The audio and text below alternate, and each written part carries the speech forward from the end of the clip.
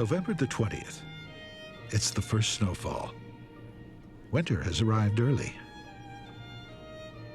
The snow had begun in the gloaming, and busily all the night had been heaping field and highway with a silence deep and white. Every pine and fir and hemlock wore ermine too dear for an earl, and the poorest twig on the elm tree was ridged inch deep with pearl. American poet James Russell Lowell, written 1847. A soft blanket of snow drapes the Japanese cherry trees in the Shakespeare Garden. As the day warms, the snow begins to melt.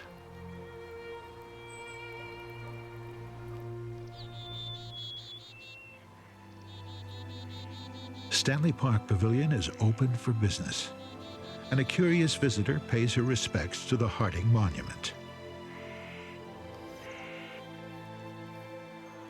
At Beaver Lake, there's a thin layer of ice, and the trees that surround it are ghost-like sentinels.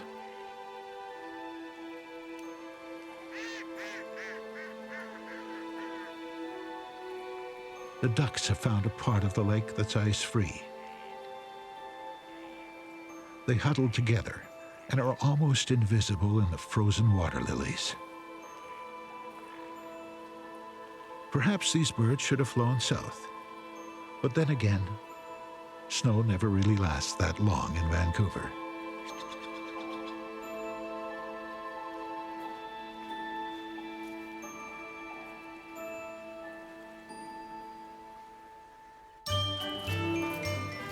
Excitement fills the air as Vancouver's children begin arriving for their annual Christmas ride on the miniature train. It's bright nights in Stanley Park. Each year, firemen volunteer to decorate Stanley Park Junction to raise money for the firefighters' burn fund. At this holiday time, there's lots to see. There's vendors selling pretzels, there's seasonal music, and Christmas displays for the kids.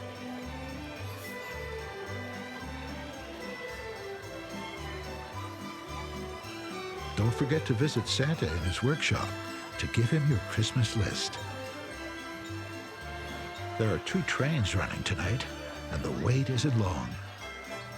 This evening's ride through the enchanted forest of lights is an annual tradition for many Vancouver families.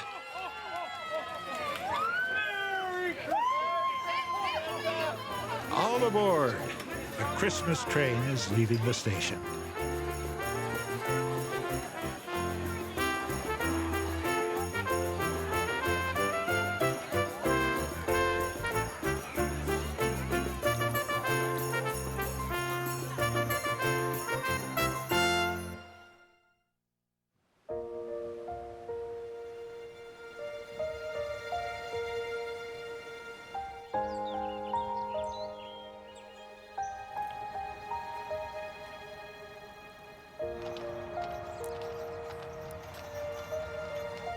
Stanley Park is a magnificent place in any season.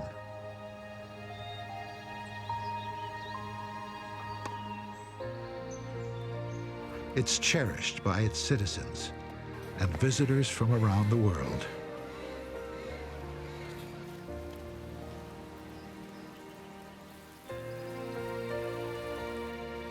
It's our wilderness home,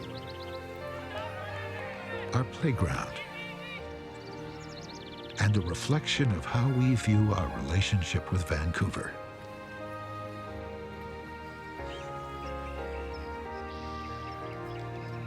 The park keeps us in touch with nature and wildlife and brings us together as a community.